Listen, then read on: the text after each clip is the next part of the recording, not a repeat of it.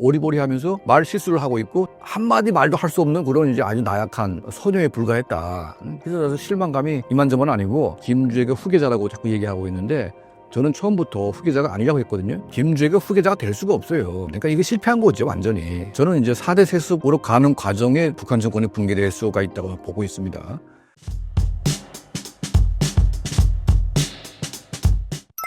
예, 저는 93년도에 대한민국에 온 이제 탈북자이고요. 북한에서는 이제 정치범 수용소를 경험했고, 또 이제 대한민국에 와서는 이제 조선일보 기자로 11년간 근무를 했고요. 현재는 이제 제가 유튜브 채널도 운영하고 있고, 또 이제 북한 전략센터라고 하는 이제 단체를 또 이제 운영을 하고 있습니다. 최근 한국에서 에이펙 정상회담 진행하는 동안 김정은이 탄도미사일을 발사하거나 북한 특수부대 폭풍군단을 방문했는데요. 어떻게 보시나요? 김정은 정권이 지난 이제 중국에서 열린 전승절 기념일 천안문 막루에 올라와서 이제 시진핑, 김정은, 푸틴 이제 삼각으로 이제 메인에 서고 또 이제 곁에 여러 정상이 섰는데 이걸 계기로 이제 그 중국과의 관계 개선을 하려고 했고 그 일환으로 이제 북한에서 10월 10일 날에 당 창건 80주년 행사를 했습니다. 자, 그날에 이제 시진핑 주석이 좀 와줬으면 좋겠다. 자, 이런 제안을 했는데 시 주석은 그래도 최대한 배려를 해서 권력 2인자인 총리를 갖다 이제 그 평양에 보냈습니다. 그런데 이제 그 당시에 김정은이 그 총리를 대하는 모습이 굉장히 건방지고 손에 주머니 넣고 되게 나이가 이제 윗볼인데 막대하는 모습을 보였고요. 또 헤어질 때 보통 이제 북한은 부둥켜 안고 뭐 볼을 비비는 뭐 이런 이제 인사법이 있습니다. 북한에서는. 근데 그런 것도 안 하고 이제 그렇게 보냈죠. 그러니까 이건 뭐냐면 김정은 본인은 중국에 가서 시진핑의 얼굴을 세워줬는데 평양에 한번 시 주석이 와야 되는데 안 왔다. 거기에 대한 약간 불만이 있었고 이제 에이펙 정상회담 때는 또 시 주석이 직접 왔습니다. 그러니까 북한엔 안 가고 대한민국에 왔기 때문에 그게 또 심기가 굉장히 불편한 거죠.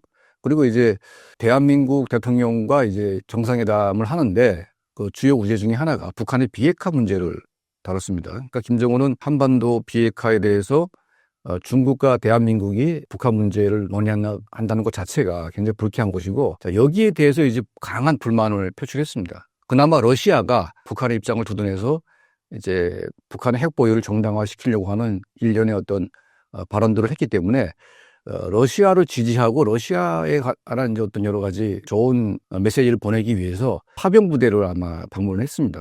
그러니까 이제 파병 부대 갔다는 것은 그만큼 이제 북한 내부에서 이 파병이 가지는 역사적인 우위가 있고 또 파병을 통해서 북한이 얻는 또 경제적인 어떤 막대한 이익도 있기 때문에 현재 자기들이 하고 있는 이런 이익 구조는 내세우고 자기들한테 불편한 것들은 이제 굉장히 좀 감정을 표출하는 뭐 이런 방식으로 했습니다. 그리고 이제 트럼프 대통령과의 어떤 깜짝 면담 이것도 이제 김정은은 이제 고려했겠죠. 또 트럼프 대통령도 이제 꼭 만나고 싶다. 자기가 뭐 김정은에게 보자고 한다면 하루 정도 뭐 좀 또 딜레이 시켜서 하루 정도 연기할 수 있다. 뭐 이런 식으로 이제 배려했는데 김정은이가 이제 어떻게 반응했냐면 미사일을 빵 쐈어요. 그러니까 이제 트럼프하고는 이제 만날 필요가 없다. 지금 단계에서는 이게 만나고 싶어 하지 않는 것이 아니고 만나긴 만나는데 이재명 정부, 그러니까 이재명 대통령의 얼굴을 세워주는 식으로 이제 이용당하지는 않겠다. 뭐 이런 이제 입장이 강한 것이 아닌가. 그래서 이제 트럼프와의 면담이 불발됐고 또 트럼프 대통령도 굉장히 아쉬워했습니다. 그리고 이제 여러 뭐 관세 협정도 다 마무리 되는 듯 보였고 분위기는 좋았는데 지금 현재 북한의 김정은 정권은 굉장히 심기가 불편한 것 같아요. 그러니까 이제 제일 화난 게 중국한테 화났죠. 그러니까 이제 평양에 안 오고 대한민국에 가서 자신들이 비핵화 문제를 논의한다는 것 자체가 자기들에 대한 예의가 없다, 또 우지가 없다. 그리고 이제 북한과 중국 간의 그런 이제 신뢰 관계를 구축하는데 중국이 먼저 이거를 깼다. 뭐 이런 여러 가지 신호를 복합적으로 보내는 것 같습니다. 예. 에이펙 기간 북한 외무성도 러시아 방문에 열 쏟는 듯한 분위기인데요. 어떻게 보시나요? 이 기간 동안에 최선희가 벨라루스도 가고 뭐 이제 구소련 국가들을 방문하면서 연대 뭐 이런 방안을 모색했고 또 이제 그 당 창건 기념일에 베트남 공산당 서기가 이제 서기장이 왔습니다. 그러니까 되게 이례적인 일인데 그러니까 베트남과의 관계도 굉장히 좀 긴밀하게 조율을 하고 있어요. 그러니까 이제 베트남이 지금 전통적으로 대한민국과 가까워지다 보니까 중국을 견제하기 위한 또 하나의 수단으로 러시아, 또 베트남, 또 이제 말레이시아 같은 이런 국가들과 이제 관계 개선을 통해서 중국에 약간 자극을 주려고 하는 그런 모습이 아닌가. 그러니까 이제 북중 관계가 겉으로 보기에는 좋아지는 것처럼 보이지만 실질적으로 지금 그 합의된 것도 아무것도 없고 또 중국이 북한에 대해서 요구하는 것은 변한 게 없어요. 그러니까 뭐 전통적으로 북한과 우리는 뭐 뗄래 뗄 수 없는 뭐 그런 관계라고 얘기를 하지만 이거는 지리적으로 가장 딱 붙어 있는 나라가 북한이기 때문에 뭐 그런 말을 할 수 있는 거죠. 하지만 중국의 입장이 뭐고 북한의 입장이 뭐냐를 우리가 따져본다면 중국의 입장은 여러 가지가 있어요. 한반도 비핵화. 이거는 중국 정부가 바꿀 수 없는 노선입니다. 왜냐하면 북한의 핵무장은 결국은 대만, 일본, 한국의 핵무장의 명분을 주기 때문에 이런 식으로 이제 가다 보게 되면 동북아 질서가 무너진다. 그러니까 중국 주도의 동북아 질서가 무너지는 것을 중국은 원치 않기 때문에 북한의 비핵화를 중국의 대북 정책 중에 가장 중요한 부분으로 보고 있는 겁니다. 그러니까 두 번째는 북한의 중국식 개혁 개방을 통해서 중국을 따라오게 하는, 중국은 중국식 개혁 개방을 가는데 북한은 북한식의 수령 독재 체제로 가기 때문에 이건 이제 경제적인 격차는 물론이고 국제사회의 어떤 여러 가지 그 이해관계가 서로 다르기 때문에, 그러니까 중국을 믿지 않고 북한이 핵 개발을 독자적으로 하겠다는 것은 중국의 핵우산, 중국의 미사일 그 이런 우산에 북한은 편입되지 않고 독자적으로 방어하겠다는 거거든요. 그러니까 이거는 중국을 믿지 못하기 때문에 북한이 그런 식으로 가기 때문에, 그래서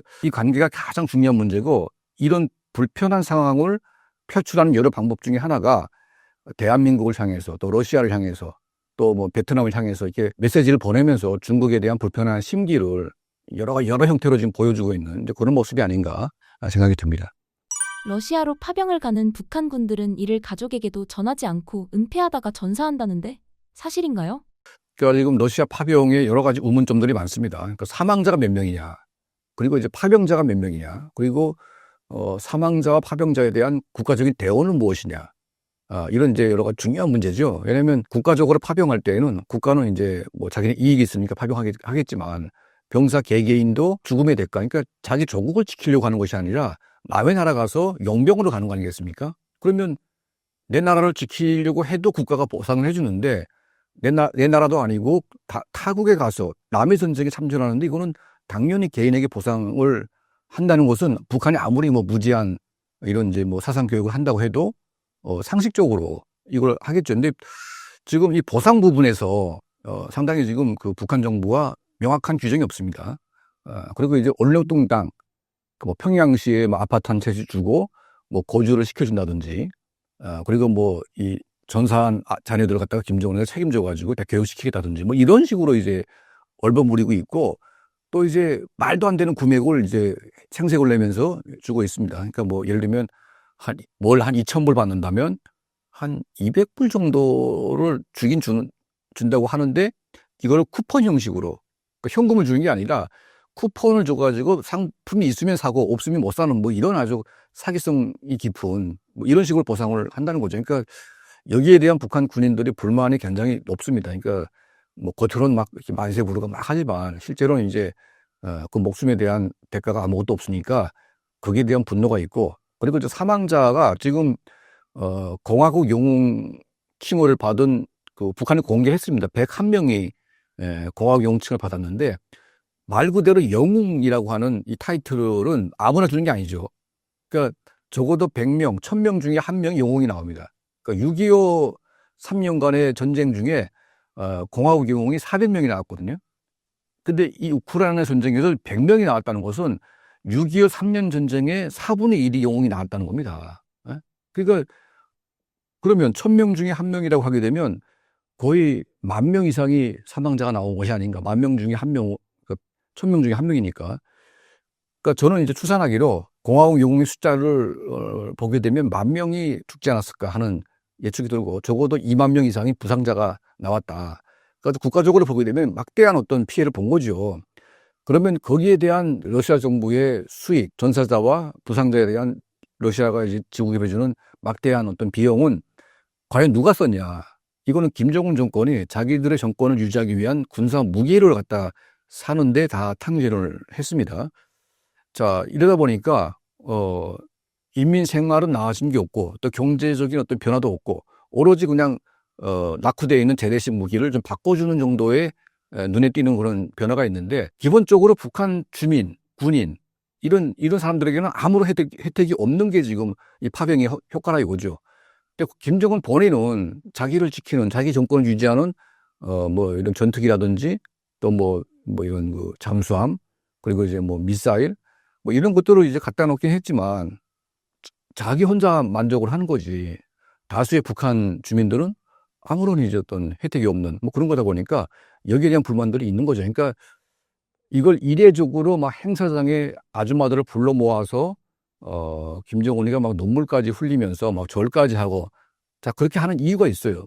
그 독재자 최고 지도자가 뭐가 무서운 게 있어가지고 그렇게 눈물을 흘립니까?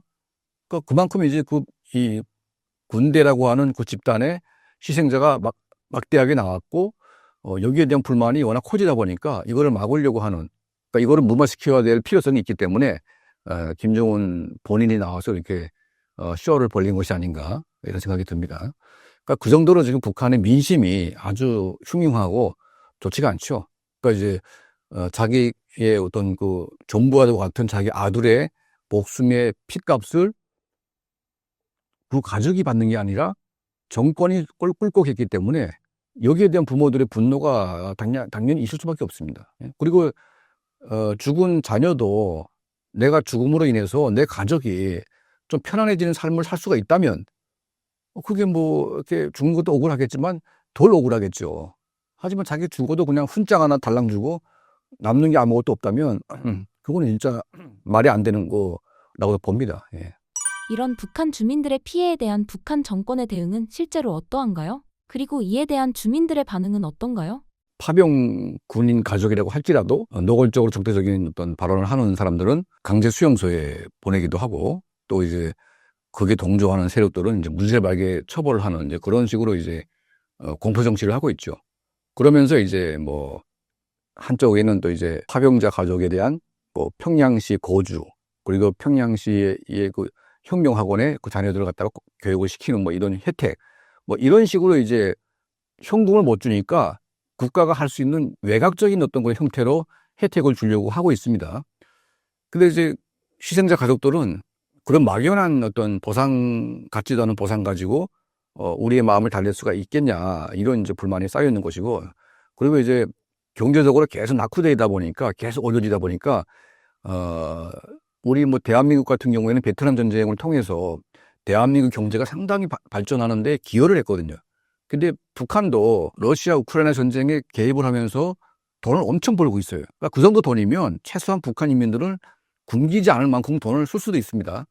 근데 인민들에게 들어가는 밀가루나 뭐 식량 같은 거는 전혀 조금 뭐 군대에 조금 공급하긴 하지만 전혀 쓰지도 않고 이걸 이제 전부 다 무기로 갖다 채우다 보니까 인민들이 여기에 대해서 이제 불만을 가질 수밖에 없는 거죠. 예. 현재 러시아로의 북한군 추가 파병이 예고된 상황인데 앞으로 더 많은 전사자나 부상자가 나올 경우 북한 내부에는 타격이 생기지 않을까요?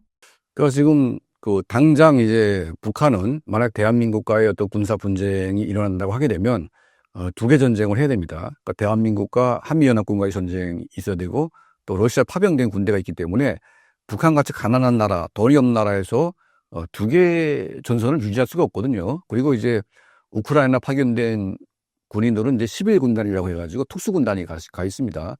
특수군단을 제외한 북한의 일반 보병 부대는 말이 군대지 거의 농장원과 같은 그러니까 농사 짓는 이런 군대와 비슷합니다. 그러다 보니까 특수부대가 거의 뭐 절반 이상이 러시아로 가 있고 지금 이제 뭐 그나마 이제 북한군이 지금 형식적으로 유지가 되고 있는데 가장 위험한 순간이 바로 지금 순간이죠. 그래서 이제 북한은 뭐 두 개 국간이 뭐냐 하면서 대한민국과 멀리하면서 대한민국과의 군사 충돌은 가급적이면 피하려고 하는 뭐 그런 상황인 것 같아요. 그러면서 이제 이 위기를 잘 넘겨가지고 러시아로부터 북한이 필요한 재래식 전력을 최대한 습득을 해서 대한민국으로부터 어떤 자기네들의 어떤 그 정권 유지를 위한 방어를 완성하겠다. 이제 그런 목적이 가장 큰 것 같습니다. 전략적으로 보게 되면. 그러니까 이제 우리가 사실은 대한민국이 좀 정신 차리고 이런 기회를 잘 활용할 수가 있는데 이 기회를 활용해서 북한 정권과 북한 군대를 분리시키고 또 탈북자들을 대량으로 유출시켜가지고 북한 정권을 흔들 수 있는 그래서 흔드는 과정에 북한이 붕괴될 수도 있거든요. 근데 이런 역할을 할 때가 왔는데 우리가 이제 그거를 하지 못하는 게 참 안타깝습니다. 예, 그러니까 이제 뭐 계속 뭐 김정은이하고 트럼프가 만나네 안 만나네 하는 그런 데만 관심 가지고, 아니 트럼프하고 김정은이 만나가지고 얻을 게 뭐가 있겠어요? 아무것도 없어요. 그리고 또 이재명 대통령과 김정은이 만나가지고 뭐 악수하는 게 이게 평화라고 자꾸 착각을 하는데, 그게 무슨 겉으로 보이는 쇼가 평화가 아니고 실질적으로 북한 김정은 정권이 군사적으로 이제 붕괴되고 그 정권이 와야 되는 게 평화로 가는 길이지, 저들은 지금 러시아의 병사들의 피를 갈아가지고 무기를 잔뜩 만들어 놓고 지금 대한민국 위협하는 준비를 하고 있는데, 그 만난다고 해서 무슨 평화가 된다는 얘기죠? 이거는 앞뒤가 안 맞는 얘기고. 그래서 진정한 평화가 무엇인지에 대한 고민은 좀 할 때가 왔고, 그리고 정신 좀 차려야 된다. 북한은 지금 10만 명 이상이 파병이 돼가지고 실전 경험을 쌓고 있고 또 막대한 군사력을 지금 중강을 시키고 있는데, 우리는 앉아가지고 계속 지금 김정은에게 잘 보이는 것만 지금 생각을 하고 있으니까 이게 참 한심스럽지 않겠냐. 뭐 그나마 이제 뭐 핵잠수함 뭐 이런 뭐 좀 하겠다는 뭐 그 제안은 그나마 좀 나은 편이긴 하지만, 전반적으로 이런 북한이 문제가 있을 때 우리가 적극적으로 개입을 해서 북한 주민의 마음을 얻는 이런 전략을 우리가 해야 되지 않겠냐, 이런 생각을 하게 됩니다. 파주에서 남북 간 총격전이 발생했다는 속보를 전해주셨는데요. 해당 사건에 대하여 자세하게 설명해 주신다면요. 그러니까 원래 이제 그 같은 날에 이제 파주하고 이제 그 강원도 중부전선 쪽에서 이제 사건이 발생했는데, 우리 국방부는 이제 중부전선에서 병사 한 명이 넘어왔다 발표를 했습니다. 그리고 이제 기자가 질문을 하니까 특이 동향은 없었냐 물어보니까 특이한 건 없었다, 이게 넘어갔어요. 그리고 이제 같은 날에 파주 지역에서 한 20명이 떼거리러 와서 뭔가 이제 불편하게 하다 보니까 우리가 총격을 가했고 또 북한도 대응 사격을 했고, 그래서 꽤 열악한 총격 사고가 벌어졌습니다. 근데 이제 우리가 제보를 받았는데, 파주에서 엄청난 지금 총격전이 벌어졌고 또 병사 한 명이 넘어왔다는 거예요. 또 이걸 또 우리가 확인했는데 끝까지 지금 우리 정부는 파주에서 넘어온 북한군 병사는 밝히지 않고 있습니다. 그리고 이제 파주 지역에서 뭐 어떤 20명의 북한 군인들이 뭐 지뢰 매설 뭐 작업을 하다가 뭐 잘못 들어와서 뭐 분쟁이 있었던 것처럼 그렇게 넘어가려고 하는 겁니다. 그러니까 지금 같은 날에 사건이 발생했는데 한 사람이 넘어온 것만 밝히고 또 이제 넘어오면서 추격조가 따라와서 또 총격전을 했습니다. 이거를 감추고 있다가 나중에 또 발표를 했고, 또 이제 파주 지역은 아예 감추고 있다가 뭐 저희가 보도를 해서 그런지 모르겠지만 뭐 인터넷 보도, 우리 보도도 하고 또 이제 언론인 취재가 들어가니까 겨우 이제 20명이 왔다는 것을 얘기는 했습니다. 그런데 뭐 어떤 일인지 파주 지역에서 넘어온 북한 군인 얘기는 안 나오고 있어요, 아직까지. 저희가 확인했는데. 그래서 이제 참 이게 신기하다. 아니면 이제 그 북한군 병사가 자기가 넘어온 것을 뭐 밝히지 말아달라고 얘기했다고 가정을 해도, 그런 거하고 상관없이 그 유엔사가 주도하고 있는 이제 판문점에서 군사 분계선상에서 인명 이동이 발생하게 되면 이거는 본인의 의지와 상관없이 그냥 밝혀지게 되는 거거든요. 근데 이거를 왜 숨기려고 했냐, 이게 저는 이제 굉장히 좀 의심스러운 부분인데, 지금 그 여러 가지 상황이 있습니다. 그 북한 쪽에서 보게 되면 북한군의 불안정한 모습들이 지금 노출되고 있다. 예?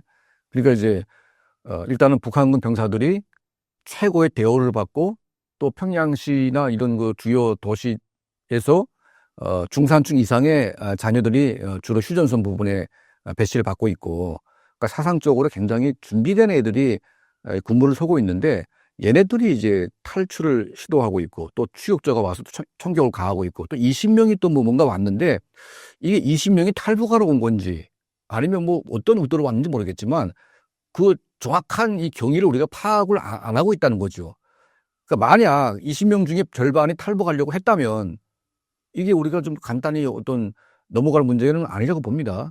그러니까 우리 군의 입장은 뭐냐면, 북한군이 최대한 북한을 떠나서 대한민국을 귀순할 수 있도록 유도하고 이렇게 하는 게 이제 우리한테는 유리한 거기 때문에 이걸 이제 유도를 해야 되는데, 지금 북한 군인이 오는 것을 그렇게 달갑지 않게 보는 것 같아요. 김정은이가 싫어하니까 우리한테로 오게 되면 국민 몰래 북한에 보내려고 또 하는 것이지 아닌지 그런 의구심도 있습니다. 그러니까 지금 김정은이의 심기를 불편하지 않게 하기 위해서 지금 정동영 장관이 뭘 했습니까? 파주 지역에 지금 뭔가 판문점에서 김정은하고 트럼프가 만나는 걸 대비해가지고 10월 말 11월 초 이 기간에 관광 이걸 다 빼버렸어요. 거기 정비 사업을 했는데 그러니까 마치 이제 김정은이하고 트럼프가 만나는 것을 대비해가지고 준비를 했다는 거죠. 그러니까 지금 김정은이하고 트럼프 만나는 거에 정부의 모든 게 썰려가지고 중요한 사건들이 발생했음에도 불구하고 다 그걸 무마시키고 감추려고 했다. 그러면 쇼가 중요합니까? 아니면 국민의 안전이 중요합니까? 트럼프하고 김정은이 만나는 거 중요하지 않아요. 그런 것들은. 우리 국민의 안전이 중요한 거죠. 그러니까 지금 정권이 중요하게 생각하는 이런 이제 어떤 이벤트나 이런 쇼를 위해서 국민의 안전이 위해가 될 수 있는 이런 부분을 감추려고 했다는 게 이게 저는 범죄라고 봅니다. 이런 것들은 투명하게 공개가 돼야 되고 정부는 북한하고 관계 개선을 할 수도 있습니다. 외교적으로. 하지만 군대는 정부의 어떤 정치적인 노름에 놀아나는 집단이 아니고 군대는 국민의 생명과 안전을 지키는 본연의 의무에 충실하면 됩니다. 어떻게 군대가 정치의 어떤 눈치를 보고 거기에 발을 맞춥니까? 대통령이라고 해도 군대가 하는 역할에 대해서 간섭하면 안 되고 군대는 군대대로 하고 우리는 우리대로 하면 됩니다. 그런데 자기들이 하는 것을 군대까지 강요해가지고 군대가 그런 식으로 하게 되면 이건 군대가 아니고 그냥 북한의 눈치나 보는 그런 이제 집단에 불과한 거 아니겠습니까? 그 무슨 전쟁을 하겠어요? 그렇게 해가지고. 그래서 이런 판문점 사건, 그러니까 지금 북한 군대가 굶고 막 못 입고 또 구타당하고 막 이런 북한군 전체가 완전히 지금 와야 되는 상황에서 우리 군이 조금만 삐라도 좀 뿌리고 확성기도 날리고 라디오 쏘고 해가지고 북한 군인들이 막 좀 이렇게 돌아서게 만드는 게 얼마나 중요한 타이밍입니까? 북한 군인들이 북한 정권에 대한 환멸을 느끼고 대한민국을 향해 있던 총뿌리가 그냥 평양으로 돌리고 싶다. 이런 마음을 가지게 만드는 게 평화입니다. 북한 군인들이 대한민국을 좋아하려고 하는데 이걸 다 끊어버리는 게 왜 끊어버립니까? 그럼 결과적으로 보게 되면 김정은이를 심기 불편하지 않게 하기 위해서 확성기 끊어버리고 국방부 라디오 끊어버리고 국정원 라디오 다 끊어버리지 않습니까? 그 끊어버린 이유가 뭐예요, 이게? 예? 김정은의 심기 불편하지 않기 위해서. 그러면 북한 군인들은 대한민국을 좋아하려고 하고 있고 매일 라디오를 두드리려고 지금 기를 쫑긋 세우고 있고 대한민국을 환호하고 있는데 다 끊어버린다? 누구를 위해서 끊는 겁니까? 이재명 대통령 본인을 위해서 끊는 겁니까? 아니면 김정은을 위해서 끊는 겁니까? 이거는 김정은이를 위해서 끊는 것이고 이재명 대통령은 우리 국익을 지켜야 되는 우리 대한민국 대통령이기 때문에 김정은의 이익을 대변해서는 안 되는 거죠. 김정은이가 싫어하면 우리한테 좋은 겁니다. 김정은이가 좋아하는 건 우리한테 안 좋은 겁니다.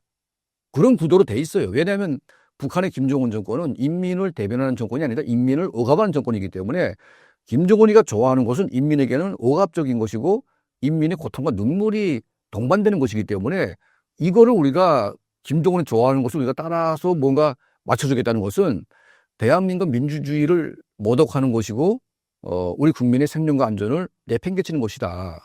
그래서 좀 정신 좀 차리고 우리가 에이펙도 잘하고 다 했다고 하지만 안보라는 것은 굉장히 민감하고 중요한 겁니다. 그리고 안보를 위해서는 피도 눈물도 없습니다. 우리 국민이 생명과 안전을 지키는 것인데 그 누구한테 양보합니까? 뭘 어떤 거 양보합니까? 북한 정권은 국민을 다 때려 죽이면서도 양보하지 않아요, 걔들은. 자기 병사들 갖다가 다 떼 죽음 당하게 하면서도 우리 대한민국을 공격할 수 있는 전투기, 미사일, 구축함 이런 거 다 지금 만들어 놓고 있는 거 아니겠습니까? 그래서 이번 판문점 사건을 보면서 참 대한민국이 어쩌다가 이렇게 한심한 지경에 이르렀냐. 그러니까 쇼를 잘해서 대한민국이 위대한 게 아니고 이스라엘처럼 쇼는 안 해도 적이 분명한 어떤 게 우리 적이고 어떻게 우리 국민을 보호할 수 있는지에 대한 그런 강력한 어떤 안보 의식이 결국은 국민을 살리는 거 아니겠습니까? 자, 이스라엘이 하마스하고 전쟁, 또 이란 전쟁 이런 거 다 포기하고 그냥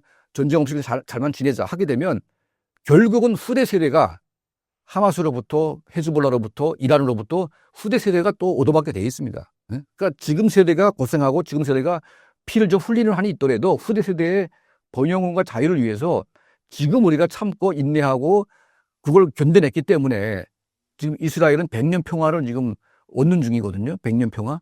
하마스 다 제거했죠. 헤즈볼라 다 제거됐죠. 예? 후티 반군 다 제거됐죠. 이란도 지금 거의 무너지고 있죠. 이스라엘이 그냥 짧은 기간 동안 했습니다. 대한민국은 이스라엘보다 1.5배 강력한 군대와 군사력과 국력을 가지고 있는 나라입니다. 북한 같은 나라 이런 거 아무것도 아닙니다, 사실은. 예? 북한하고 이란하고 비교를 해보십시오. 이란의 반도 안 되는 나라 군사력이. 예? 이스라엘은 이란보다 약하게 보이지만 결국은 이란을 넘어서고 있습니다. 이게 안보고 이게 평화인 것이지. 예? 지금 아부와 굴종으로 무슨 자그마한 분쟁도 그냥 뭐 우리가 피해가겠다고 막 벌벌 기면서 이런 게 평화가 아니고 이거는 굴종이고 결국은 우리 국민에게 재난을 넘겨 씌우는 후대 세대에게 엄청난 재앙을 또 넘기는 이런 것이기 때문에 지금 좀 불편하다고 해서 우리가 그걸 계속 그냥 평화하면서 가짜 평화 나팔 불지 말고 진짜 평화를 위해서 우리가 뭔가 지금 해야 된다. 그리고 또 더 중요한 것은 북한 인민들이 김정은 정권을 다 떠나고 있어요. 한미를 느끼고 있고 스스로 분리되고 있습니다. 아주 중요한 그런 이제 분위기가 지금 조성이 되고 있는데 이걸 대한민국 정부가 잘 활용을 해서 국정원이나 국방부가 잘 활용해 가지고 북한 정권과 주민을 분리시켜 가지고 북한을 민주화시키고 자유화시키고 통일로 가는 길을 얼마나 좋은 환경이 지금 벌어지고 있습니까? 그런데 뭐 김정은 하나 만나는 거 가지고 지금 그거 매달려 가지고 참 이게 노는 게 너무 창피스러워 가지고 네? 그렇게 하면 안 됩니다, 사실은. 예. 그래서 이번 판문점 사건도 트럼프하고 김정은 만나는 거를 위해서 그걸 국민에게 감추고 쉬쉬하고 이런 추잡한 짓은 좀 하지 말았으면 좋겠다. 이런 말씀을 여러분께 전달해 올립니다. 북한군의 지속적인 탈북이 북한 정권 붕괴와 통일에 필요하다는 견해가 있는데 어떻게 생각하시나요? 그렇습니다. 그러니까 이제 어차피 그 이스라엘 우리가 모델을 제가 얘기했지만 이스라엘은 어떤 게 평화인지 정확히 압니다. 평화라는 게 뭐냐? 마키아벨리가 군주론에서 이런 말을 했습니다. 평화라는 것은 평화를 위협하는 적의 실체가 사라지거나 사라지게 하는 게 평화라고 했습니다. 그럼 우리의 평화를 위협하는 세력은 어디입니까? 미국입니까? 중국입니까? 북한이죠. 응? 중국은 그 뒤에 있지만 지금 북한하고 중국과 사이가 안 좋기 때문에 우리 편 될 수도 있어요. 북한이 우리를 위협하는 핵무기를 고도화시키고 있고 우리를 위협하는 첨단 무기들을 자기 병사들 러시아에 파견해가지고 그 대가를 가지고 지금 우리를 공격하는 무기를 현대화시키고 있습니다. 그게 우리의 평화를 가로막는 실체이기 때문에 이런 북한군의 핵무기를 무력화시키고 이걸 할 수가 없기 때문에 우리 뭘 해야 됩니까? 우리가 가지고 있는 비대칭 전력, 심리전을 강화해가지고 그 무기를 들고 있는 북한국 군인들을 전부 다 생각을 바꾸고 사상적으로 무너지게 하고 한류 지금 다 좋아하지 않습니까? 북한 군인들 왜 한류를 싫어합니까? 한류에 미쳐 들어가도록 만들어주는 게 평화입니다. 네? 그러면 이제 북한의 김정은이가 전쟁하자고 막 그러면 아니 대한민국과 전쟁을 우리가 왜 해야 되는데 예? 우리가 왜 목숨을 바쳐야 되는데 우리 민족끼리 왜 싸워야 되는데 그런 의문점을 만들게 하고 결국은 전쟁을 벌리자고 추동하는 김정은 정권을 스스로 제거하게 만드는 게 그게 평화입니다. 그러니까 이게 무슨 마침 전쟁을 유발하고 뭐 평화를 뭐 깬다는 식으로 자꾸 이제 어떤 사람들은 얘기하고 있는데 그런 가짜 평화를 우리가 가려볼 때가 왔다. 우리 국민들이 뭐 전단지 북한에 하나 뿌리는 거 가지고 엄청난 뭐 이렇게 뭐 평화를 깨고 있다고 생각하는데 전단지 뿌리는 것조차도 우리가 견딜 수 없는 나약한 나라라면 그냥 북한한테 나라를 갖다 바치면 됩니다, 그냥. 네? 전단지 하나 뿌리는 것도 못 뿌리고 가지고 무슨 눈치 보고 하지 말라 하는 거. 그건 우리 자유고. 응? 전단지를 우리가 한 10배 이상 뿌려보십시오, 북한에다가. 무너지는 속도가 엄청나게 빨라집니다. 그들은 핵무기를 다 만들고 있는데 우리는 전단지 하나 그대로 못 뿌립니까? 응? 얼마든지 평화적으로 자유의 목소리를 북한에 지속적으로 보냄으로 인해서 북한을 스스로 붕괴되게 만들 수 있는 그런 강력한 심리전의 무기가 있음에도 불구하고 대한민국 국방부는 그걸 다 거부했어요. 다 스스로 중단했습니다. 이거는 직무유기고 북한 주민에 대한 아주 모독적인 행위입니다. 자유를 갈망하는 감옥에 갇힌 이 죄수들을 갖다 도와주지 못한 망정 그들에게 희망과 어떤 용기를 꺾어버리는 이런 말도 안 되는 짓거리를 지금 하고 있기 때문에 정말 이거는 우리가 다음 세대의 평화와 안정을 위해서 다음 세대 우리 자식 세대가 좀 더 자유롭고 평화로운 통일 한반도를 살게 하기 위해서 우리 부모 세대가 이거를 우리가 책임지고 정리를 해나가야지 통일을 왜 다음 세대에 떠넘기려고 지금 자꾸 지금 그렇게 막말을 하고 있는데 정말 이거는 못된 어른들이다. 예? 정말 이거는 진짜 제가 우리 애들도 있지만 부모 세대로서 참 무책임하고 정말 있어서는 안 되는 그런 일을 하고 있다. 그러니까 이스라엘의 반만 해도 우리는 북한을 이길 수가 있습니다. 근데 반은 고사하고 거꾸로 지금 하고 있으니까 얼마나 지금 안타까운 일입니까 이게.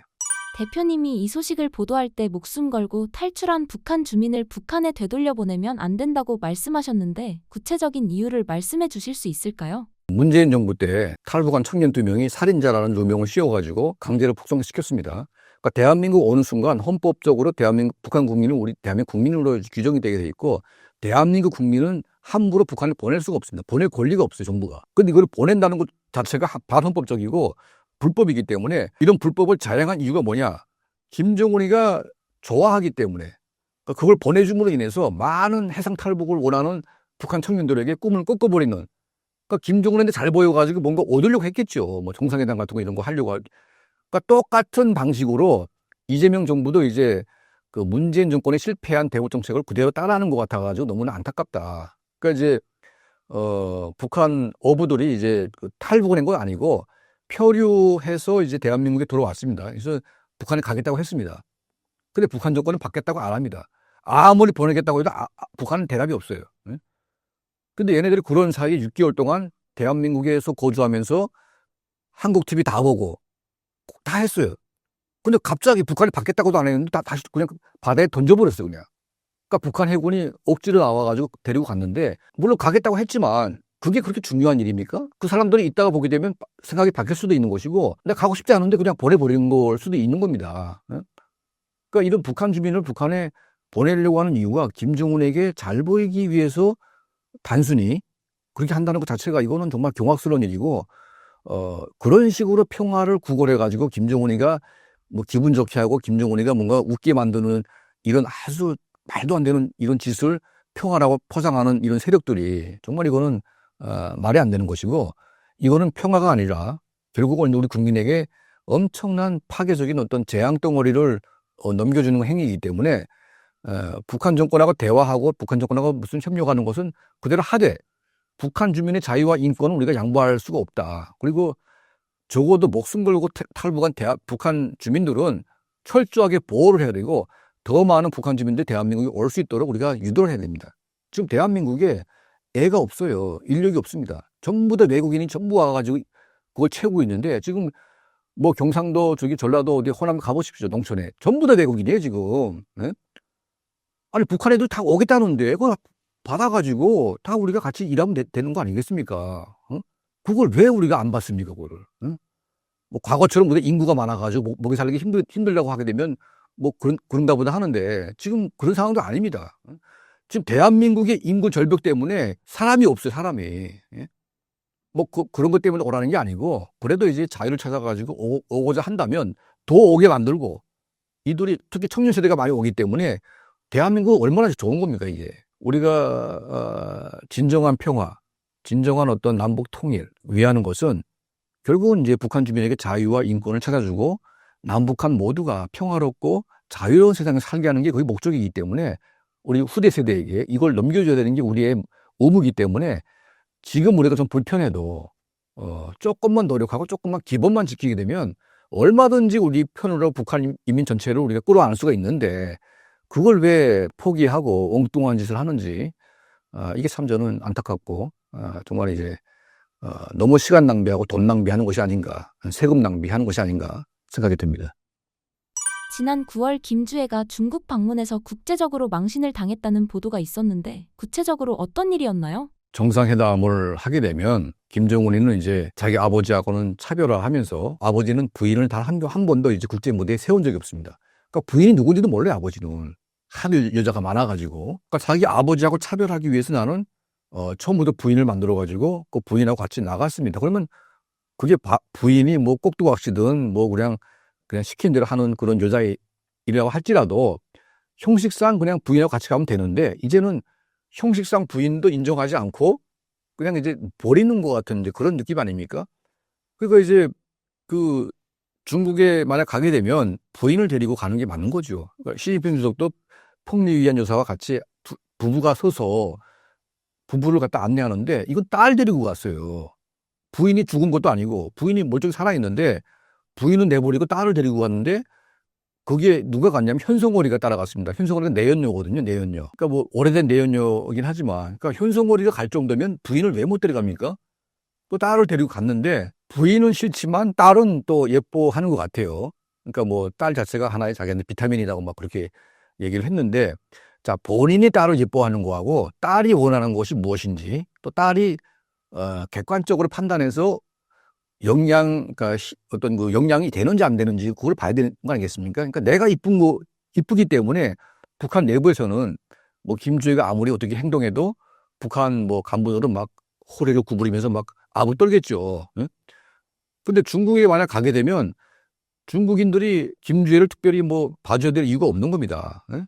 그러니까 뭐 신주석이 이런 거죠. 그러니까 김주애를 데리고 왔는데 부인도 아니기 때문에 공식 무대에는 세울 수 없다 해가지고 그냥 공식 무대에 안 세웠습니다. 만찬장에 또 데리고 갔는데 그게 이제 시진핑 주석이 이제 어떤 그 중국의 꼬량주, 그러니까 이제 그 마오타이라고 하죠. 이게 아주 고급 술인데 이 독한 술입니다 이게. 그래서 이 술을 이제 다 분배했는데 이 김주애가 그 술인지 모르고 마신지 모르겠지만 그 술을 마신 거예요 이게. 응? 그러니까 시주석이 굉장히 깜짝 놀란 거죠. 미성년자인데 이 술을 마시고 그리고 이제 뭔가 오리보리하면서 말 실수를 하고 있고 또 이제 기자들이 막 마이크를 막 대면서 막 따라가고 있는데 얘가 무서워가지고 뭐 도망가서 이렇게. 그러니까 적어도 후계자라고 뭐 불릴 정도가 된다면 뭐 기자가 얻은 말도 가서 뭐 한마디 해주고 뭐 이렇게 하면 되는데 얘가 한마디 말도 할 수 없는 그런 이제 아주 나약한 소녀에 불과했다. 그래서 실망감이 이만저만 아니고 또 이것 때문에 이제 김주애도 이제 충격을 받아가지고 북한에 가서 이제 도문불출을 하고 있습니다. 그러니까 이제 사춘기 소녀인데다가 이 김주애가 참 불쌍하다고 생각이 드는 게 자 지금 이 김주애가 초등학교 때부터 중학생 지금 지나가고 있는데 자기 또래의 친구들이 하나도 없습니다. 자기 아버지한테 강제로 이끌려 가지고 정말 60대 뭐 50대 이런 시커먼 아저씨들 그 판으로 들어가 가지고 막 미사일 쏘고 뭐 탱크 나가고 또 심지어는 이제 그 항공육전대라고 하는 이제 그 특수부대 그 낙하산 훈련을 하는데 김주애가 이제 싸운 경우를 보고 있는데 그때 강풍이 불어가지고 막 낙하산이 막 확 떨어지면서 사람이 막 엄청 죽었어요 그때. 그 죽은 걸 다 봤어요 얘가 또 그때. 그러니까 그 어린아이가 말은 안 하지만 그 충격이 엄청나게 크면서 이상하게 변질되면서 이제 애가 그 정상적이지 않게 클 수밖에 없는 그런 환경이 아니겠습니까? 그러니까 이번에 중국에 가가지고 그게 다 여실히 드러나게 된 거죠. 아, 얘가 진짜 좀 이렇게 생각보다 영향이 떨어지고 좀 이렇게 문제가 있다. 그래가지고 이제 김정은 본인도 실망하고 김주애도 더 실망을 하고. 그래서 이제 중국에서 온 다음부터는 이제 김주애가 일체 나오지 않고 있어요. 그리고 지금 국내 언론에서는 김주애가 후계자라고 자꾸 얘기하고 있는데 저는 처음부터 후계자가 아니라고 했거든요. 근데 계속 후계자라고 지금 주장을 하고 있는데 김주애가 후계자가 될 수가 없어요. 그러니까 여자라서 될 수 없는 게 아니고 북한은 이제 그 아프가니스탄보다 더 여성을 깔보는 그런 나라입니다. 그러니까 대한민국도 60년대에는 남전여비라고 있어가지고 남자는 하늘같이 뭐 이런 또받드는 뭐 그런 이제 문화가 있었죠. 뭐 여자가 뭐 어디 뭐 새벽 설날에 뭐 얼굴 내밀게 되면 1년이 재수없다 막 이런 식으로 해가지고 여자를 굉장히 이제 무시하고 막 이렇게 하는 나라가 북한입니다, 이게. 그런 나라에서 김정은이가 살아있기 때문에 현성월이가 있고 김여정이가 있는 것이지, 김정은이가 없는 현성월, 김여정이는 아무것도 아닌 거죠. 김정은이가 봐주니까 걔들이 그냥 큰 소리 치는 건데, 만약 이제 뭐 김주애가 만약 후계자 된다, 그러면 이제 사람들이 저런 여자를 우리가 어떻게 믿고 따라갈 수 있을까 하는 이제 의구점이 생기면서 권력의 중심이 붕괴되고 결국 나라가 이제 무너질 수밖에 없는, 그거 누구나 다 아는 거예요. 예? 그 아는 거를 자꾸 이제 사람들이 뭐 김주애를 자꾸 내세우니까 후계자라고 주장을 하고 있는데 그건 후계자가 아니고 그냥 이제 그 현재 김여정이 같은 역할, 그러니까 김정은이의 아들 가운데 누군가가 있는데 그 아들과 함께 이제 보좌해서 둘이 이제 국정원을 이제 미래 권력을 이제 끌고 나가라고 하는 그런 역할을 주려고 하는 것인데 이번에 중국에 가면서 김주애의 역량이 다 드러나게 된 겁니다. 이게 별 볼일 없다, 김주애가. 그러니까 착하기만 하고 얘가 이제 철이 없고 나약하고 무서움이 많은 소녀에 불과했다. 뭐 이게 드러난 거죠. 그래서 이제 이번 계기로 김정은도 아마 김주애가 이쁜 거하고 또 얘가 앞으로 권력을 유지할 수 있는 그런 한 축이 될 수 있을까에 대한 의문점이 생기지 않았을까 그런 생각을 하게 됩니다. 외교 행사에서 김주혜의 행동과 복장이 큰 화제가 되었는데 이걸 후계자 연출이라고 봐야 할까요? 그러니까 후계자는 그렇게 함부로 돌리지 않아요, 원래. 그러니까 이제 후계자는 신비롭게 감추고 있다가 갑자기 띄우면서 이렇게 뭔가 신비롭게 가는 것인데 그 어린 아이 소녀 때부터 끌고 나와가지고 막 이렇게 온 동네 돌리고 막 이런 게 후계자가 될 수가 없는 거죠. 그러니까 이제 이번 중국에 가서도 그게 후계자라면 당연히 시진핑 주석에게 후계자이기 때문에 대우해달라. 근데 후계자도 아니고 딸인데 그냥 딸로 데려왔기 때문에 그냥 시 주석도 그냥 딸로 대접을 한 거죠. 그러니까 메인 행사에 안 세우고 이제 그냥 만찬장에는 이제 김주혜를 앉히기로 했는데 뭐 그 이상 그 이하도 아니다. 그리고 이제 앞으로 미래 권력에 김주혜가 김여정의 역할을 할지 말지는 아직 저는 검증된 바 없다고 봅니다. 물론 이제 꽤 오랜 기간 동안 김 아빠를 따라서 북한 국내에는 많이 활동을 했는데 국내에서는 뭐 김주혜가 뭐 어떤 말을 해도 그냥 그런가 보다 하죠. 근데 이번에 베이징에 가서 김주혜의 어떤 실력이 다 드러났기 때문에 그런 상태를 가지고 이제 뭐 김주혜가 어떤 후계자의 한 축이 된다는 것은 조금 약간 그 아버지의 입장에서도 한번 고려할 수밖에 없는 그런 문제가 아닌가. 김정은의 숨겨진 아들이 있다는 추측도 있는데 정말 그 아들이 후계자가 될까요? 김정일이도 이제 아들이 3명이었습니다. 아버지도. 그러니까 이제 뭐 김정은도 아들이 뭐 하나만 있지는 않겠죠. 그리고 이제 뭐 부인이 하나만 있는 것도 아니고 저희가 파악한 것만 해도 10명이 넘는데 예? 그러면 이제 10명 가운데 뭐 아들을 뭐 생산한 여자가 없겠습니까? 예. 그러니까 뭐 좀 어릴 뿐이지. 그러니까 이제 뭐 처음에 나는 아들이 뭐 크다 보니까 얘가 좀 부실하다. 예를 들면 이소주가 난 아들도 하나 있는데 얘가 좀 약간 영향이 안 된다. 근데 딴 여자가 난 아들이 똑똑하긴 한데 너무 어리다.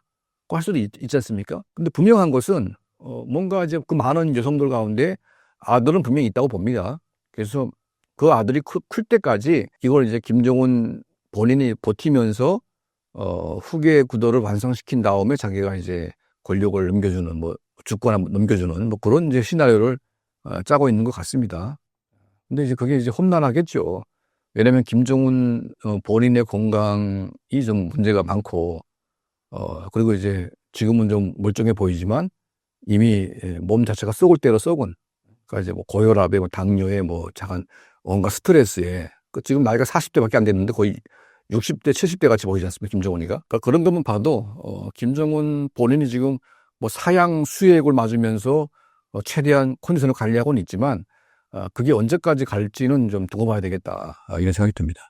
앞으로 북한의 권력 구도는 어떻게 될까요? 지금까지의 상황 속에서 안정적으로 자리 세습이 가능할까요?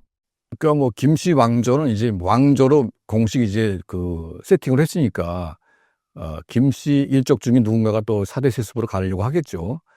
저는 이제 4대 세습으로 가는 과정에 북한 정권이 붕괴될 수가 있다고 보고 있습니다.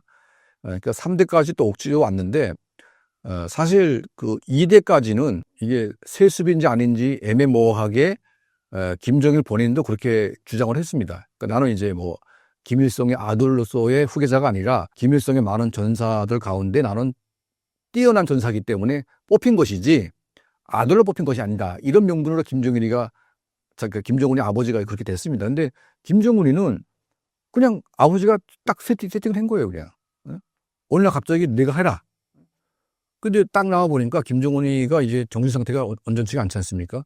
포악하고 광적이고 사람을 함부로 죽이고 그리고 뭐 지멋대로 하고 있는데 물론 이제 그런 포악성 때문에 그 권력을 갖다 유지를 하는 측면도 있겠지만 결과적으로 북한 경제가 완전히 붕괴되고 북한 주민의 삶이 아버지 때보다 더 끔찍하게 지금 이렇게 붕괴돼 있다 보니까 권력을 유지하는 것과 북한 주민들의 삶이 끝없이 무너지는 것과는 이게 상반되는 그런 이제 현상이 일어나는 겁니다. 그러니까 이게 실패한 거죠, 완전히.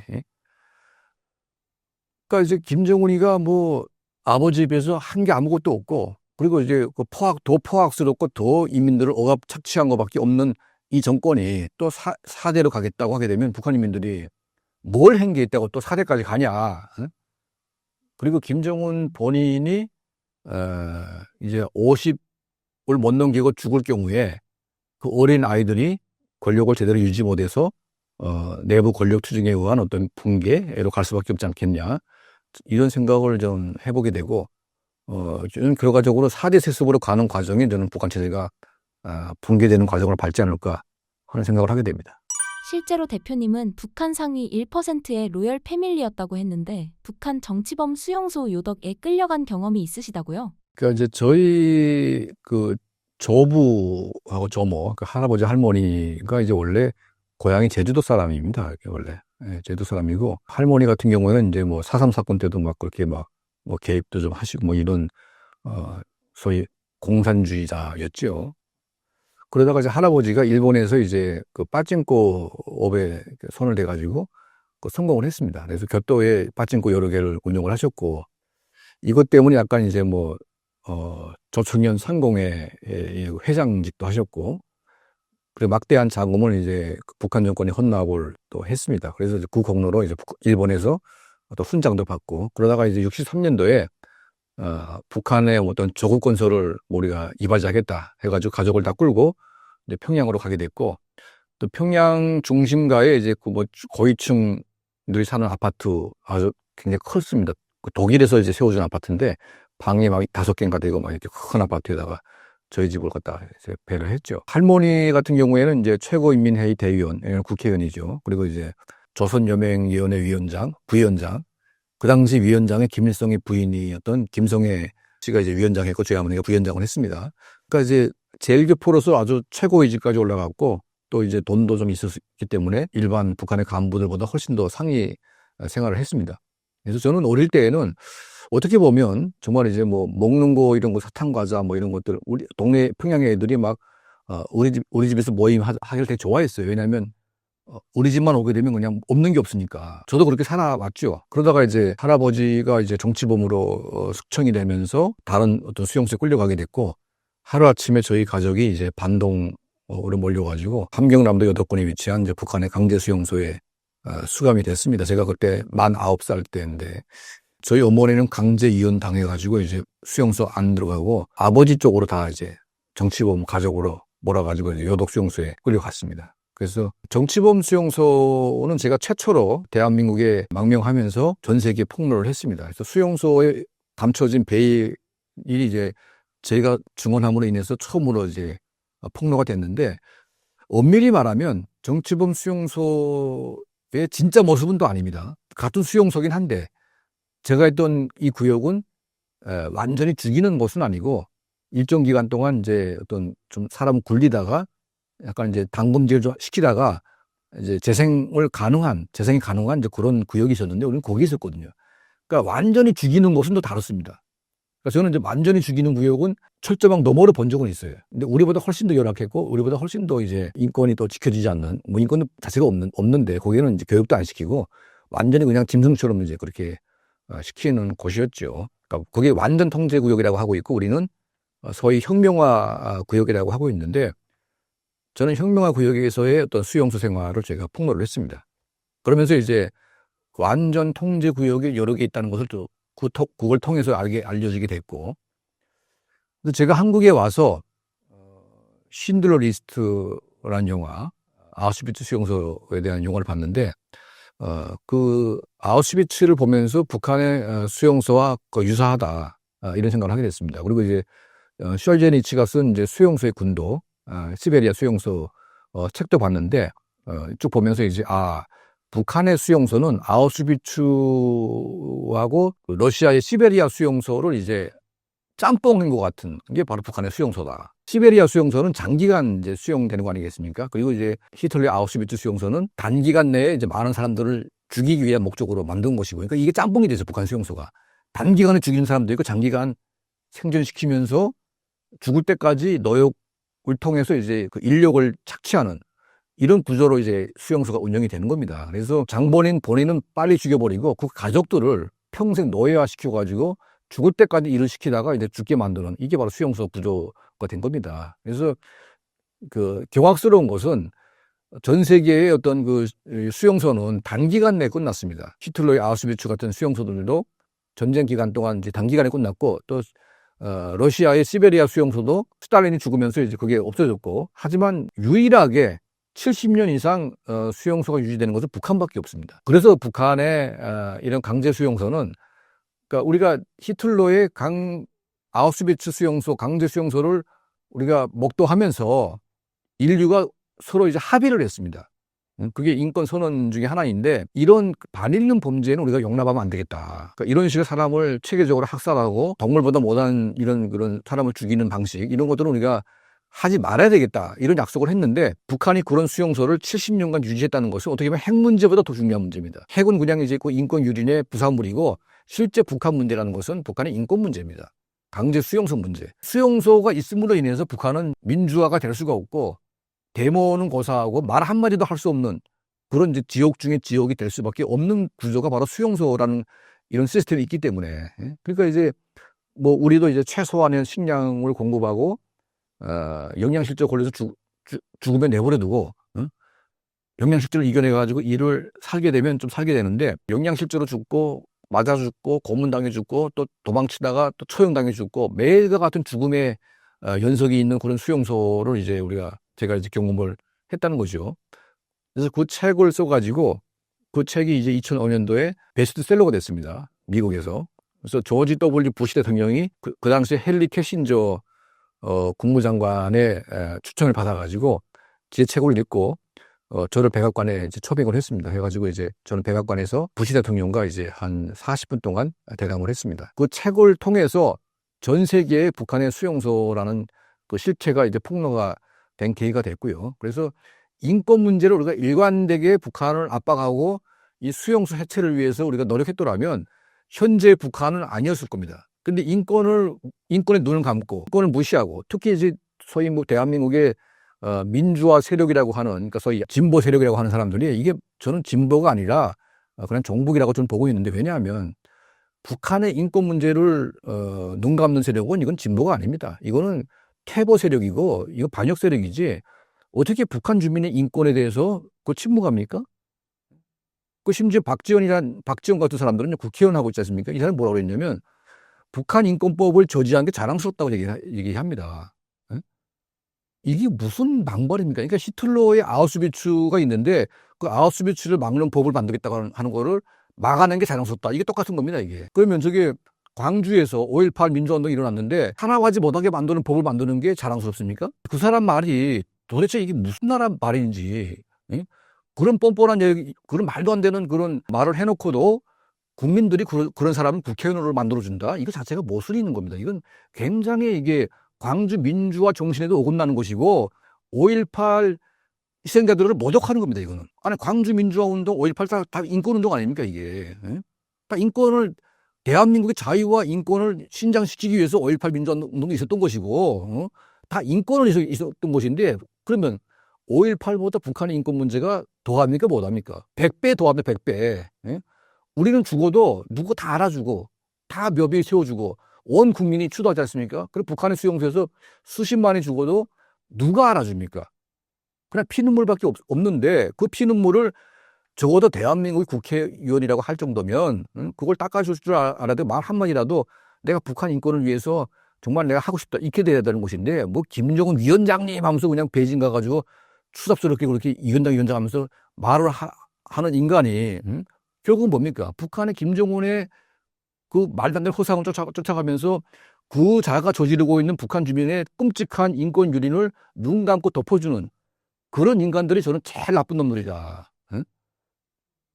이거는 5.18 민주화 운동을 모독할 뿐더러 대한민국의 민주화 역사를 부정하는 놈들입니다.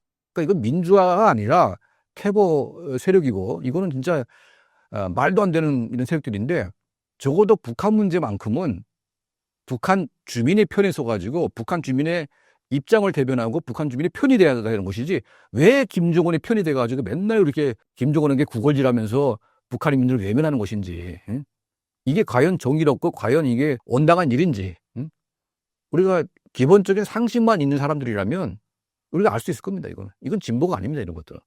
그래서 북한 인권 문제를 우리가 푼다는 것은 우리의 인권을 지키는 것이고, 더 나아가서 자유롭고 평화로운 자유 대한민국 지배하에 북한을 편입시켜가지고 한반도가 통일되는 길, 이게 바로 우리가 번영으로 가는 길이고 우리 세대에게 보다 나은 세상을 이제 넘겨주는 거 아니겠습니까? 예, 그래서 이런 이제 북한의 수용소 얘기 하다 보니까 이제 그런 얘기 나왔는데, 저는 사실은 이게 대한민국에 북한에서 태어났기 때문에 여기에 뭐 지역주의 이런 것도 저는 관계없고 그냥 저는 북한 주민의 편에 서 있는 겁니다.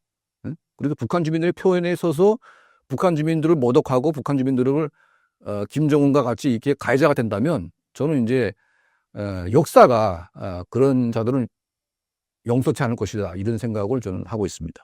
수용소에 끌려가셔도 꼭 챙겨가셨던 물건이 있으셨다고요? 무엇인가요? 뭐 물건이 여러 가지 있었겠지만 그 제 책 이름이 이제 평양의 어항이라고 하는 책이었는데, 평양 중심가, 그러니까 소위 살만한 애들이죠, 거기가 먹고 살만한 애들, 그 중심가에 이제 거기에 관상어를 파는 이제 상점이 있습니다. 그러니까 우리로 말하면 구피라든지 뭐 군붕어라든지 이런 것들 파는데, 그래도 이제 그 당시만 해도 그런 이제 관상어 상점에 이제 신상이 막 나오게 되면 애들이 쪼르르 몰려가가지고 그 신상을 막 삽니다.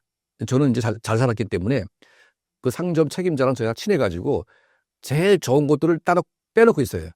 그래서 제가 가면 그걸 다 줘가지고 저희 집 어항 이 관상어가 제일 멋있었어요.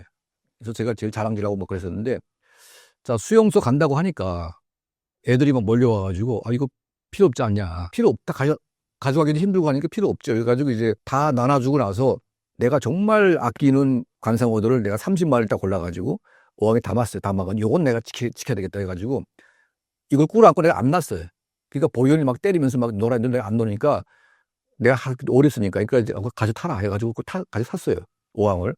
그러니까 차가 막 출렁거리는데 얼마나 막 물이 막 새고 막 하겠어요. 그래서 막 꿇어안고 갔는데 수용소에 도착하니까 반이 죽어 있고, 그다음에 이제 물 갈아주니까 또 반이 죽습니다. 그러니까 그 수용소 산속물하고 평양물 다르니까 점점 죽어나가면서 이제 그러니까 먹이도 없어요. 뭐 계란 삶아가지고 가루내가지고 먹이를 줬는데 그것도 계란도 없고, 또 벌레 메뚜기 잡아가지고 근데 뭐 힘드니까 귀찮아가지고 주기도 힘들다 보니까 다 죽고 나서 한 3-4마리 남았는데, 어느 날 10월 말 10월 중순 되니까 갑자기 영하로 확 떨어지는데, 이제 11월 초에 아침에 딱 일어났더니 어항이 딱딱 얼어 있는 거예요. 그러니까 어항이 이제 그 물고기가 얼어가지고 이제 딱 박제가 된 거죠. 그래서 그거 딱 보면서 이게 첫 겨울의 그 추억이 생각나는데, 그러니까 왜 평양에서부터 왔던 그 자유 평화로움, 이제 그런 풍요로움이 이제 그 수용소에 와가지고 박제된, 그게 이제 외부의 꾼이 이제 끊겨졌던 그 이제 스토리였는데, 그걸 이제 프랑스의 그 작가들이 이제 그거 보면서 굉장히 이거는 슬프면서도 아주 문학적으로 굉장히 어떤 가치가 있는 그런 스토리다 해가지고 그 제 책 제목이 평양의 어항입니다. 그래서 그 평양의 어항이 전 세계에 알려지게 됐고, 저희 책을 통해서 북한의 수용소 실태가 만방에 이제 뭐 이렇게 알려지게 된 거죠. 예. 대표님은 어떤 루트로 탈북에 성공하셨나요? 저는 이제 양강도 해산이라고 하는 도시를 넘어서서 압록강을 건너서 이제 중국에서 한 6개월 정도 숨어 있다가 이제 대련항에서 밀항선을 타고 이제 대한민국으로. 뭐 짧은 스토리, 짧게 얘기를 했지만 그 탈북 스토리도 굉장히 좀 뭐 사건이 많았어요, 사실은. 또 저희가 수용소의 경험을 가지고 있기 때문에 우리를 체포하기 위해서 북한의 보위부가 따라와서 왔죠. 그래서 그 목숨 건 탈출을 6개월 동안 하다가 이제 결국은 성공해서 대한민국에 오게 됐습니다. 예. 실제로 북한 고위층들도 목숨 걸고 탈북하여 한국에 오고 싶어 하나요? 그 이유가 무엇인가요? 그러니까 뭐 수용소 출신들이 뭐 넘어오기는 거의 불가능한 것 같고, 그러니까 이제 해외에 나가 있는 외교관들은 그야말로 북한에서 혜택을 줘가지고 뭐 좋은 교육받고 좋은 어떤 환경에서 해외 나가 있다 보니까 결국은 도망칠까봐 뭐 아이들 형제가 있으면 한 해는 또 북한에 남겨둡니다. 인질로 이렇게 남겨두는데 도망을 못 가게 하는 거죠. 그럼에도 불구하고 이제 여러 가지 문제가 발생합니다. 그러니까 뭐 아이들이 막 공부하다 보니까 이제 북한에 가기 싫어한다든지, 그래가지고 문제를 일으켜가지고 탈북할 수밖에 없는 여러 가지 환경이 또 만들어지기도 하고, 또 이제 부모들이 북한에 들어가면 이제 그 아이들 때문에 또 수용소에 갈 수밖에 없다, 뭐 이런 이제 위기감도 있는 거죠. 그러니까 복합적으로 북한 사회라는 것은 도저히 살 수가 없는 사회라는 것이 해외에 나와서 다 알게 됐고, 알게 된 이상 다시 북한에 가서 뭐 산다는 게 끔찍한 그런 일이기 때문에 가능하면 다 도망가고 싶어 하죠. 하지만 이제 북한에 또 남은 친척들이 있기 때문에 탈북을 선택하는 또 사람은 또 이제 그렇게 많지는 않지만 그래도 요즘에는 굉장히 많아지고 있습니다. 그리고 또 이제 외교관들도 굉장히 굵직굵직한 뭐 이런 분들이 막 넘어오다 보니까 이게 북한 엘리트들이 처해 있는 환경, 그들의 생각을 우리 대변하는 것이 아닌가 그런 생각을 하게 됩니다. 주민들을 향한 북한 정권의 정치적 세뇌 어느 정도로 심각한가요? 그러니까 지금 이제 북한에서 뭐 대한민국과 우리는 민족의 개념이 아니라 남남의 개념이다. 그러니까 매국이다고 이제 주장을 합니다. 그러니까 이거는 좀 말이 안 되는 얘기죠. 응? 우리가 어떻게 남입니까? 같은 민족이고, 응? 그리고 이제 그들이 먼저 더 우리보다 민족 개념을 더 내세워가지고 통일했습니다. 그러니까 이제 민족을 부정한다는 것은 이거는 역적입니다. 반역죄입니다. 이거는. 응? 근데 민족을 부정할 정도로 그렇게 심각한 그 배경이 뭐냐? 북한 인민들이 더 이상 이제는 현재의 체제에서 벗어날 길은 통일밖에 없다. 응? 이 수령, 이 우상숭배 체제 하에서 적어도 이런 말도 안 되는 체제를 버리고 자유를 선택한 대한민국이 우리의 희망이다. 그리고 우리가 앞으로 살 길은 대한민국과의 합병을 통해서 우리가 좀 더 자유로워지고 풍요로워지는 것이 우리가 살 길이라고 생각을 하고 있고, 그 길로 이제 북한 주민들의 모든 마음이 하나로 모아지고 있다 보니까 이거를 강하게 쐐기를 받고 차단시켜야 될 절박한, 이게 바로 두 개 국가론입니다. 근데 문제는 뭐냐면 현재 통일부 장관이라는 사람이 북한의 두 개 국가론을 수용해야 된다, 이렇게 막말을 또 하고 있습니다. 예? 아니 그거 어떻게 생각하세요? 아니 통일부라는 건 통일하기 위해서 통일부가 있는 거 아닙니까? 근데 통일부 장관이라는 인간이 북한의 두 개 국가론을 수용해야 된다고 주장하는데 그럼 통일부 장관을 내려와야죠. 아니 통일부 장관을 하면서 왜 북한의 두 개 국가론을 수용? 이거는 정신 나간 겁니다, 완전히. 이게 말도 안 되는 얘기예요, 사실은. 통일부 장관이라는 사람이 두 개 국가 안에 나발이는 이런 것들을 주장할 권리가 없습니다. 통일이라는 것은 우리 모든 민족이 원하는 것이고, 이거는 우리가 원한다 원치 않는다 이게 문제가 아니라 통일을 우리가 해야 됩니다, 그냥 무조건. 누가 감히 통일을 원치 않고 두 개 국가 하겠다고, 김정은이가 하는 얘기를 우리가 왜 따라합니까, 이거를. 아니 북한 전체 인민이 통일을 원하고 있는데 왜 우리가 앉아가지고 통일을 뭐 한 해 만에, 그러니까 이게 얼마나 이 대한민국의 정치인들 가운데 일부긴 하지만 얼마나 이게 영혼까지 썩어버렸는지 참 심각한 일입니다. 어떻게 저런 인간들이 통일부 장관이 될 수가 있고, 그리고 이제 그러다 보니까 북한의 인권 문제는 아주 그냥 개똥 취급을 하고 있고, 북한 주민들의 삶은 관심도 없고, 그냥 김정은 정권한테 포주고 그냥 김정은이 발라맞추고, 이런 생각만 하고 있다 보니까 이게 도대체 뭐가 되겠어요? 국민들이 깨어나서 국민들이 정상화되는 길밖에 없다, 이런 생각이 듭니다. 예. 신사임당 시청자분들을 위한 한마디 부탁드릴게요. 예, 우리 신사임당 채널에 저를 초빙해 주셔가지고 너무 감사드리고요. 또 이제 제가 뭐 크게 뭐 말 주변은 없지만, 그래도 이제 이 채널을 통해서, 적어도 한 번쯤은, 같은 민족을 떠나서 같은 인간으로서 북한 동포들의 삶을 우리가 한 번쯤은 고민해보고 좀 생각해 줬으면 좋겠다. 그들이 얼마나 비참한 삶을 살고 있는지, 뭘 원하는지, 그리고 그들을 우리가 구하는 게 우리만의 문제가 아니라 우리가 살기 위해서 우리가 그들을 구해야 됩니다. 통일 한반도가 돼야 대한민국 경제가 살아날 수밖에 없고, 이 내수 시장이 또 확대가 되고 중국을 우리가 아우를 수가 있고, 통일이 돼야 모든 이 난국이 해결될 수가 있는데, 그러자면 우리가 북한 주민에게 자유와 인권을 먼저 줘야 됩니다. 우리 대한민국이 힘으로 강요해서라도 자유와 인권을 주면 그게 우리한테 그대로 돌아옵니다. 그 자유와 풍요라는 것은 합쳐져야 거의 커지는 것인데, 어느 한쪽이 그걸 빼앗겨 가지고 죽어가고 있는데 이걸 방치한다? 이거는 우리의 자유를 같이 젖먹는 것이기 때문에 우리 대한민국 국민들이 북한 주민의 인권 문제, 자유에 관한 인권 문제를 좀 더 심각하게 좀 바라봐 주시고, 함께 우리가 그 개선을 위해서 노력을 해줬으면 좋겠다. 자, 이런 부탁을 드립니다. 감사합니다.